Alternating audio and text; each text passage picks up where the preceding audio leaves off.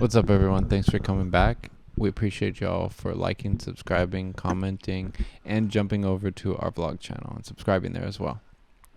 This is episode 209.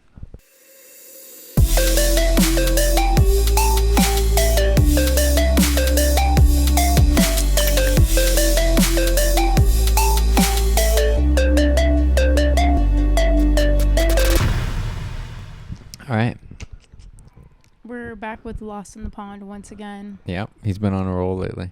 All right, so this video is called 5 Ways British and American Humor is Very Different, which is an interesting topic to me.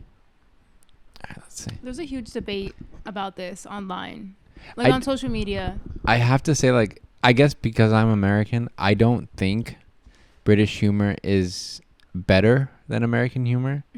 Better. But I do think it's equally funny in its own way. It's different. But I think just because I grew up with American humor, I'm accustomed to it way more. Because I watch some shows, like there's some really hilarious comedy shows. There's some really hilarious comedy shows that are from like the UK and other places. But yeah. All right, let's just The In-Betweeners. yeah, it's a great one. I love that one. That's a great show. I used to watch Skins in high school. I had no business watching that show. Is that the one about like teenagers and stuff? That was in the UK. Yeah, I believe so. I was like, unless I made that up. And that's about all I can remember. There's some other ones I've seen too that are I can't remember the one with those two guys. They're like nerdy guys. They're really funny though. I can't remember. Right. But yeah, all right, let's see. Oh wait, what's the one with sex ed? Yeah, I think that was. Is that America? No, it's not America. That's in the UK too, no? It's Or is that either the Ireland? UK or like something like that. UK, Ireland, or like another area. It's been a minute since Yeah. I've seen that. Yeah, it's pretty funny. It's a different humor. Yeah, but let's see. Funny thing, aren't they? And I should know because I get labelled all the time, right? America's finest British import, YouTube sensation, the world's most modest man. But there's one label that The gets thrown laughter. my way that's taken a bit of getting used to. And that label, ladies and gentlemen, is comedian. While researching the accuracy of that claim, my producers found that 73% of all my humour happens by accident, something they were adamant I should not be telling my audience. All right, shut up now. I'm going to talk to YouTube. If there is any truth to this label, if people really do respond to my work by doing this, laugh, then maybe I should produce another video on the subject. For the first 26 years of my existence, I lived exclusively on an island to the north of France. That island is called the United Kingdom of Great Britain and Northern Ireland, or just Airstrip 1 for short. I was completely and utterly a little bit happy with my life there. Then, quite unexpectedly, came Act 2, my move to the United States. For 8 years, I lived in Indiana, followed by 6 years in the great state of Chicago, just north of Illinois. And so the Midwest has been my home for the better part of 14 years, and hopefully many more to come. What brought him to the Midwest? Probably a job or something. Yeah, I will say I do like that he's not from here and it's his perspective living here. Because a lot of the people that we see, the contrast between here and other countries, it's Americans that have left. Yeah, that's true. And hopefully many more to come. When you take into account everything I've said in the first 60 seconds of this elaborate motion picture, you might arrive at the same conclusion as me, that it's time to hear the truth about British versus American humour from someone who's lived it, Bob Hope. Sadly, after blowing our travel budget shooting that 2-second soundbite in Bob's home state of Ohio, my researchers suddenly remembered that the English-born comedian was no longer alive. So the task ultimately fell to me. To help recover those costs, we're asking for your help by supporting Lost in the Pond on Patreon at patreon.com/lostinthepond. Anyway, without further ado, here at last is the truth about British versus American humour, or humour as it's spelled in America. One of the chief accusations that you'll hear from the British is that Americans don't understand sarcasm, that to them the concept of irony is reserved for the nation's industrial workers. That was a joke about iron. But this has never been my experience. Long before I moved to the United States, I recognized these very traits in The Onion, both the satirical rag and the vegetable, whose comedy doesn't get enough credit for how multi-layered it is. I found instead that British sarcasm and its US counterpart are two highly abundant species with completely different features. British humour is more subtle, often delivered without a nod and a wink to clue in the recipient. No, it's not at all unsettling to receive emails from strangers on the internet inviting me to stay at their house just outside of Sheboygan. This partially describes my own brand of humour and explains why I definitely don't have American friends. On the other... Yeah. They have a drier sense of humor. Yeah, That's and just I what will feel say like it sarcasm comes is huge in their comedy. Yeah, I mean, I think it's funny. But he is right. I feel like when people are sarcastic even here, they almost like want you to pick up on the fact that it was a joke. Like a but Yeah, exactly. Exactly. versus just fine with not getting a reaction at all, you know? Yeah. I feel like they're more fine with you not picking up on the actual haha of it Yeah. all. One example I'll say is like The Office, which was a UK show first with Ricky Gervais. I noticed like the one in the US, when they're sarcastic, they played dumb with it, like not getting it, and like I don't know how to explain it. Like you were kind of like exactly what you just said. Like they want you to kind of pick up on it like that. Yeah. And another show too that was in the UK first was Shameless. I know. I haven't seen that Yeah. one. Yeah. Forgot about that one too. All right. Let's see. Hand, American sarcasm is more playful, but no less biting. It's often executed with a knowingly exaggerated smile. Wow, an invite to stay at your secluded house in the woods, 2 hours away from civilization. Where do I sign up? Sorry about that. That was the best I could do. He's not wrong. In the past, I've often accused America from shying away from innuendo. But this is unfair. After all, just this week I encountered a new store in Indiana named Uranus Fudge Factory, which bears the tagline, "The best fudge comes from Uranus." On top of that, the country is home to many rude place names, including PP Township, Butts County, Georgia, and Big Bone, Kentucky. But in my experience, Americans are just a little bit less receptive to so-called toilet humour than the British. And there's no shame in that. After all, innuendo is the bedrock of British society. A language so palpable, it penetrates us everywhere we go. That was not an example. From the euphemistic wordplay of William Shakespeare to the bawdy Cockney songs of Elsa Lanchester, Britain has a storied history of improbably veiling a sex joke underneath words like gazebo. And whenever I resort to such highbrow comedy, Americans, particularly here in the Midwest, will respond in one of three ways. By emitting nervous laughter, by saying the letters TMI, or by escorting me out of the Allen County Public Library. In 2022, one area I'd have to give Americans the edge is slapstick, a form of comedy defined by pratfalls, painful mishaps, and exaggerated delivery. And I know what you're thinking. Whoa, whoa, whoa, whoa, whoa, Lawrence, don't go changing your catchphrases again. But you're also thinking that the average American isn't routinely brought down by a carefully placed banana skin, while trying to outwit a dastardly and maniacal fiend by the... I guess slapstick is way more here. Like the in-your-face crazy things happening. I hate that shit. That pisses me off.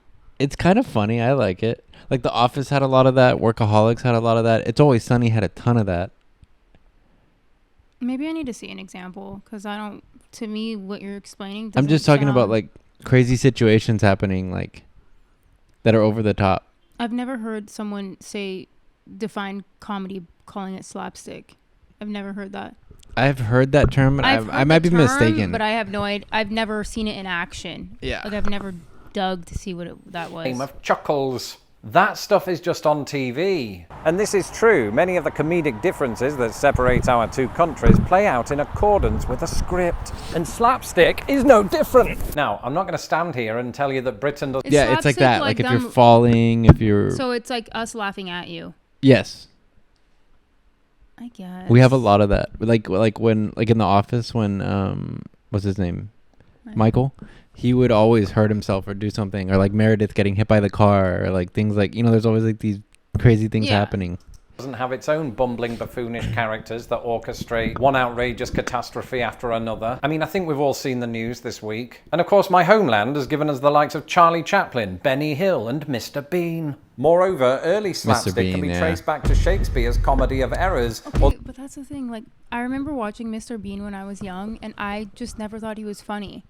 I loved Mr. I'm Bean. sure there were moments that I thought were funny, but overall, I remember like one of my good friends, her and her brother, thought it was the funniest shit ever, and I just don't. I was just like, it's so predictable. You know? I know, but that was the fun in it. Was that I you can know we predict do what's gonna have different happen. sense of humor though, because you will laugh at the dumbest shit that I'm like, bro, it's like middle school shit. It's not. It's more clever than that, always okay? But it's associated- hilarious. I always associated your humor with like men humor. I mean, it is. It is. It is definitely like it's stupid humor. Like childish men yeah, humor. it's funny though. It's so funny. There are moments where I do genuinely find those moments funny.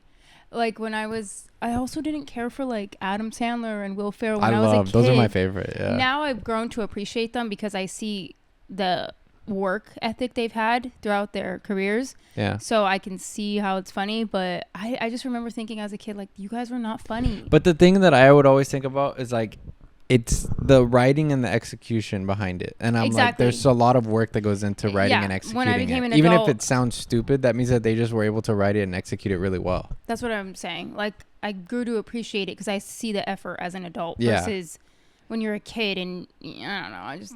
The English Punch and Judy shows. Not to mention the still popular Christmas pantomimes featuring celebrities that were once famous in the 90s and Ben from X Factor. But American film and television takes it to a different level. Back before humans came up with colours, American motion pictures were churning out slapstick legend after slapstick legend. Sorry, I know I keep pausing it. What he just said made me crack up because it reminded me of a time when I worked in Hollywood.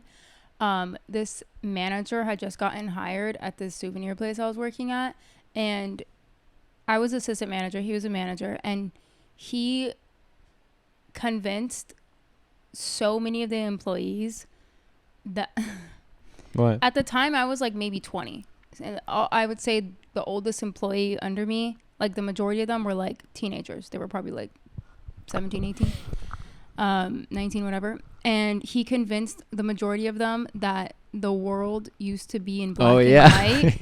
And he came up to me, he's like, Linda, how many people do you want to bet that I can convince that the world used to be black and white? I was like, no one's gonna fall for that. He convinced more than half of the fucking employees, and he's like, so what are you wearing tomorrow for Color Day? And everyone was like, what are you talking about?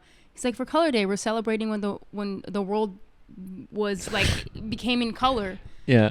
The amount of fucking people who came up to me, excuse my language, who came up to me and were like, what are you wearing tomorrow for Color Day? That's crazy. Because he convinced them. That's crazy. That shit was fucking funny. I can't believe that. Legend after slapstick legend, Yeah, including so Buster good. Keaton, Oliver Hardy, Roscoe Arbuckle, Mabel Normand, The Three Stooges, The Marx Brothers, Abbott and Costello, and Goofy, who admittedly doesn't count. More recently, two of the greatest comedies ever made, Airplane and Naked Gun, made considerable use of slapstick. And today the art form finds itself not just within the realm of comedy, but in Marvel films, pro wrestling, and the US Senate.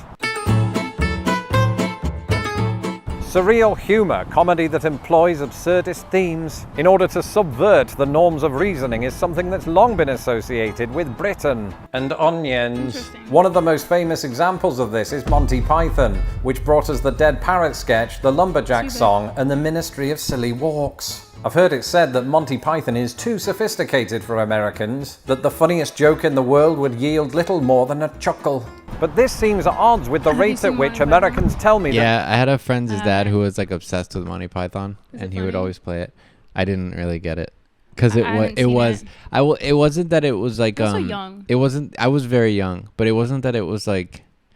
Yeah, I was just so used to American humor where it's like, like instead of like we'll watch it and come back. Yeah, it is clever though from what I've seen. It's just so different, just different humor. Do you remember the comedy sketch Who's On First? You mean whose line is it anyway? No, Who's On First? It was like a comedy No. sketch where it was like who, where, and something else. I remember my dad showed it when I was a kid.